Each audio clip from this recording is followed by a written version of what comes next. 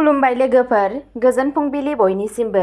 नोंथांमोनखौ गोदान भिडिअ'आव आरो फिन खेबसेबाव बयखौबो बरायनाय बावहरग्रोनाय जाबाय। आं दिनै नोंथांमोननि सिगाङाव 23 जुलाइ 2025 मायथाइ एबा 6 सावन दान 1432 मायथाइनि सानसेनि फानजामुथिखौ फरायथिनो लादों। आसा खालामो नोंथांमोनहा भिडिअ'खौ नायना मोजां मोनगोन।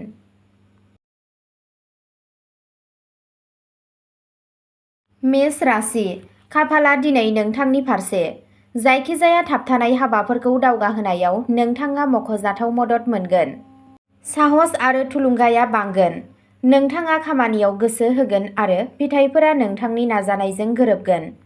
बे समाव गोसो गोरबोजों मावनाय जायखिजाया खामानिया फिथाय होगोना रोखा। सोलोंथाइनि बिथिङाव खामानि मावग्रा एबा फरायसाफोरा माखासे जेंनाजों मोगा-मोगि जानांनो हागौ। हौवा थागिबिफोरा आइजोफोरनिफ्राय ओंथिगोनां हेफाजाब मोनगोन। बबेखानि आइजो थागिबिफोरा हौवाफोरनिफ्राय थोजासे हेफाजाब मोनगोन। हाबा जानाय सुबुंफोरा गावसोरनि पार्टनारफोरजों मोजां आखु दिन्थिनांगौ आरो सुंज्रोबनि फारागथिखौ जोनोम होनायनिफ्राय गोजानाव थानांगौ। नङाबा मेलेमारि गोरोबलायै जानो हागौ। नोंथांनि दिनैनि खाफालगोनां दिगआ जादों खोला, खाफालगोनां अनजिमाया जादों 8 आरो खाफालगोनां गाबआ जादों गोथां गाब। वृषभ राशि, दिनैनि साना मावख'आव नोंथांनि थाखाय दावगानायनि सान। नोंथांनि खामानिया बसजों जोबोद बाख्नायजानो हागौ। खामानियाव नोंथांनि बांनायनि सायाव सावरायनाय जानो हागौ, जाय नोंथांनो गोबां खुसि लाबोगोन। जुदि नोंथाङा नोंथांनि फालांगिखौ सालायगासिनो दं, अब्ला नोंथाङा माखासे जगायथाव मोननो थाखाय बायजोआव थांनांगौ जानो हागौ। नोंथांनि खामानिया जाफुंसारगोन। दिनै नोंथाङा सिगांनि जायखिजाया मावथांखिफोराव रां थिसननायनिफ्राय मुलाम्फा नुनो हागौ। दिनै नोंथांनि गासैबो खामानिखौ फोजोबनायनि उनाव नोंथाङा नोंथांनि नखरजों समबो हगारगोन। नोंथांनि नखरनि सोद्रोमाफोरा नोंथांजों गोजोनगोन। गावनि बिमा-बिफानि बोर ला, नोंथांनि खुसिया अरायथा थागोन। नोंथांनि दिनैनि खाफालगोनां दिगआ जादों सानजा, खाफालगोनां अनजिमाया जादों 3 आरो खाफालगोनां गाबआ जादों रेजें गोथां गाब। मिथुन राशि, नोंथाङा फालांगि आरो साख्रियाव नखरनिफ्राय मदद मोनगोन। खामानिनि जायगायाव साननानै रायज्लाय। दावगानायनि लामाफोरा गेवगोन। फालांगियाव मुलाम्फानि इसारा दं। नोंथाङा नखरनि बेसादफोर बायनो हायो। नोंथांनि साननायफोरखौ पजिटिभ लाखि। नोंथाङा सासे फोथायजाथाव सुबुंनि मददबो मोननो हागौ। नोंनि पार्टनारआ मोनसे सेन्सिटिभ मुडआव थागोन। नोंथांनि मोनदांथिफोरखौ मान होनाय जागोन। नोंथाङा नोंथांनि सावस्रिनि फारसे जुनिया नोजोर होनांगौ। नोंथांनि दिनैनि खाफालगोनां दिगआ जादों सा, खाफालगोनां अनजिमाया जादों 9 आरो खाफालगोनां गाबआ जादों गोमो गाब।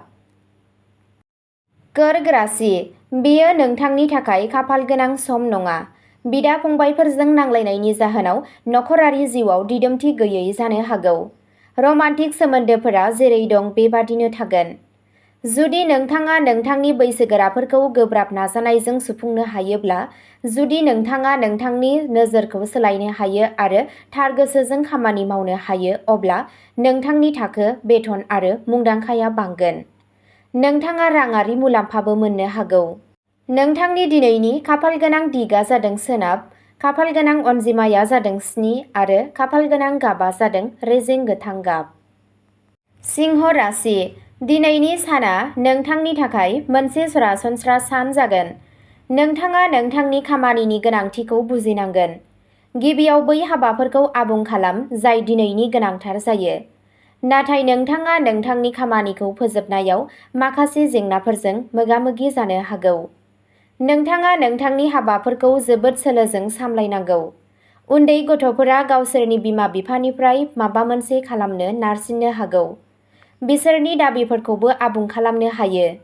नों गावनि बिमा-बिफानिफ्राय आबुं अननाय मोनगोन। नोंथाङा हरखाबै सोरबा लोगोनि हाबाफारियाव बाहागो लानांनो हागौ। देवी लक्ष्मीनि सिगाङाव घिउ बाथिखौ साव। नोंथांनि खामानिया थारैनो जाफुंगोन। नोंथांनि दिनैनि खाफालगोनां दिगआ जादों खोला-सानजा, खाफालगोनां अनजिमाया जादों 8 आरो खाफालगोनां गाबआ जादों मै गाब। कन्या राशि, गोसोआरि थासारियाव साख्रि आरो फालांगिजों सोमोन्दो गोनां थिरांथाफोर दाला। नोंथाङा दावराव-दावसिजों मोगा-मोगि जानो हागौ। मोनसे गोजाम सौग्रावलायनाया फिन नुजाफिननो हागौ। नखरारि जेंनाफोरा सोलिबाय थागोन। गोसोआरि हेंथाया बांनो हागौ। खाथि सोमोन्दोआव हरखाबै दावराव-दावसि जानायनि खाबु दं, जाय नोंथांखौ एसे दुखुनि जाहोन जानो हागौ। गारिफोरखौ सांग्रां जानानै बाहाय। नोंथांनि दिनैनि खाफालगोनां दिगआ जादों सा-सानजा, खाफालगोनां अनजिमाया जादों 9 आरो खाफालगोनां गाबआ जादों फान्थाव गाब। तुला राशि, बे साना जोबोद दान्थे-बिदान्थे गोनां जानो हागौ। नोंथाङा नोंथांनि गोजौसिन मावख'गिरिफोरनि नेवसिजानायजों मोगा-मोगि जानांगोन आरो नोंथांनि लोगोफोरा नोंथांनि लोरबांथिफोरखौ बाहायनो आरो गेलेनायखौ हेंथा होनो थाखाय खामानि मावगोन। बेनिखायनो बे खोन्दोनि समाव नोंथाङा नोंथांनि लोगो मावफारियाफोरजों नोंथांनि सानथांखिफोर एबा हाबिलाफोरखौ फोरमायनो एबा सावरायनो नाङा। नोंथांनि समखौ बिजाबफोरजों जेसेबां हायो एसेबां हगार। नोंथांनि दिनैनि खाफालगोनां दिगआ जादों सोनाब, खाफालगोनां अनजिमाया जादों 6 आरो खाफालगोनां गाबआ जादों गोमो गाब। वृश्चिक राशि, दिनैनि साना नोंथांनि थाखाय मुलाम्फा गोनां जागोन। नोंथाङा नोंथांनि फालांगियाव मोजां मुलाम्फा नुगोन। नोंथांनि जिउ राहायाव गासैबो मोजाङै थांगोन। जुदि नोंथाङा मोनसे बिउटि सेलुन खुलिबायब्ला नोंथांनि फालांगिया जौगागोन। नोंथाङा मोनसे गोदान फालांगिनि थाखायबो सानथांखि बानायनो हायो। नोंथाङा माबा मोनसे खामानिनि थाखाय सोहोरनि बायजोआव दावबायनो हागौ। नोंथांनि जिउ लोगोरिया नोंथांखौ बेलासियाव सोमोनांहोनो हागौ। गथ'फोरा सासे लोगोजों जानबुंजों रायज्लायनो हागौ। नोंनि सावस्रिया मोजां थागोन। सोरबा गोनांथि गोनां सुबुंनो जि-जोम दान हो। नोंथांनि जिउ राहायाव गासैबो मोजां जागोन। नोंथांनि दिनैनि खाफालगोनां दिगआ जादों सानजा, खाफालगोनां अनजिमाया जादों 5 आरो खाफालगोनां गाबआ जादों गोथां गाब। धनु राशि, साख्रियाव मासि जौगानायनि जाथावना दं। जुदि नोंथांहा गावनि फालांगि दं, अब्ला नोंथाङा आबुङै बेयाव गोसो होगोन। फालांगि आरो खामानिजों सोमोन्दो थानाय जेंनाफोरा जोबगोन। नाङै सोरगिदिं खारनाया थाथ'नो हागौ। साना नोंनि थाखाय मोजां जागोन। न'आव आरो मावख'नि आबहावाया नोंथांनि थाखाय गोजोनथाव जागोन। बेयो मोजां मोनलायनाय जिउ आरो जुलि जानाय जिउनि थाखाय मोनसे मोजां सम। मेंनाय एबा नारसिनथायनि अजदबो थानो हागौ। नोंथांनि दिनैनि खाफालगोनां दिगआ जादों सा-सानजा, खाफालगोनां अनजिमाया जादों 1 आरो खाफालगोनां गाबआ जादों खमला गाब। मकर राशि, नोंथाङा साख्रि एबा खामानिजों सोमोन्दो गोनां गोबां गोदान खाबुफोर मोननो हागौ, नाथाय नोंथाङा हाखु-दाखु थिरांथा लानायनिफ्राय गोजानाव थानांगौ। फालांगियारि आयदायाव नोंथाङा फेहेरनाय बिथांखिफोरखौ मावफुंनो थाखाय गासैबो नाजागोन। गावनि समायखिराफोरखौ लाखि आरो गुबुनखौ फोथाय। बेयो नोंथांनि गोहोखौ दिन्थिनो थाखाय थि सम। ब्रेकआपनिफ्राय बारग'नो थाखाय गावजों गाव फोथायनायखौ फोथायखेबस' दाखालाम। लोगोसे गावनि आंगोफोरजों एसे उफ्रा सम बारहोनो नाजा। गन्थं, खोमा आरो गोदोनाजों सोमोन्दो थानाय बेरामफोरनिफ्राय गोजानाव था।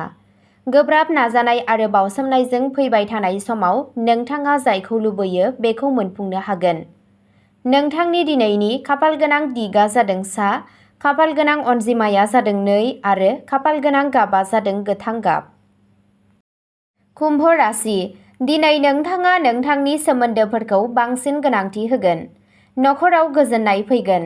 नोंथाङा बयनिफ्रायबो मदद मोनगोन। नोंथांनि खामानिया थि समावनो आबुं जागोन। गथ'फोरनि फरायनाया मोजां जागोन। जुदि नोंथाङा मोनसे मिथाइनि गलाजों सोमोन्दो गोनां खामानि मावो, अब्ला नोंथांनि खामानिया मोजाङै थांगोन। नोंथाङा गोहो मोनगोन। जुलियारि सोमोन्दोआव गोरोबलायनाय थागोन। नोंथाङा नोंथांनि नखरजों बाहेरायाव थांनायनि बिथांखि लानो हायो। जुदि नोंथाङा गोदान साख्रि नागिरदोंब्ला नोंथांनि नागिरनाया थाबैनो जाफुंगोन। मासे मोसौनो रुटि दौ, नोंथांनि खामानिया थि समावनो आबुं जागोन। नोंथांनि दिनैनि खाफालगोनां दिगआ जादों सोनाब, खाफालगोनां अनजिमाया जादों 6 आरो खाफालगोनां गाबआ जादों गुफुर गाब। मीन राशि, दिनै नोंथाङा गावनि बिबुंथियाव सांग्रां थानांगौ। मोनसे खान्थि नङै नेमखान्थिनि थाखाय अलसिया आरो मेंनाय जानो हागौ। फिसा फिसा हाबाफोराव नोंथाङा माखासे जेंनाफोरजों मोगा-मोगि जानो हागौ। गावनि आयनि सायाव सोनारना खर्सा खालामनाया मोजां। नोंथाङा नोंथांनि गावखौ फोथायनायखौ हमथानो नांगोन। माबा मोनसे बाथ्रायाव एसे गोजोन गैयैबो जानो हागौ। रंजानायाव गोदान रां थिसननायनिफ्राय गोजानाव था। खामानिजों सोमोन्दो थानाय आयदाफोराव जेंनाफोरा बांनो हागौ। नोंथांनि सावस्रिया सरासनस्रा जानानै थागोन। नोंथांनि दिनैनि खाफालगोनां दिगआ जादों खोला, खाफालगोनां अनजिमाया जादों 5 आरो खाफालगोनां गाबआ जादों गोजा गाब। अब्ला दिनैनि भिडिअ'आ एसेनोसै। नोंथांमोनहा जुदि सानफ्रोमबो फुंबिलि समाव बेबादि फानजामुथि नायनानै मोजां मोनोब्ला सानफ्रोमबोनि फानजामुथिनि आपडेट मोननो थाखाय चेनेलखौ साबस्क्राइब खालामनानै लादो आरो भिडिअ'खौ मोजां मोनदोंब्ला अन्नानै लाइक, शेयार आरो कमेन्टबो खालामनानै होलांब्लानो जाबाय। गोजोन्थों।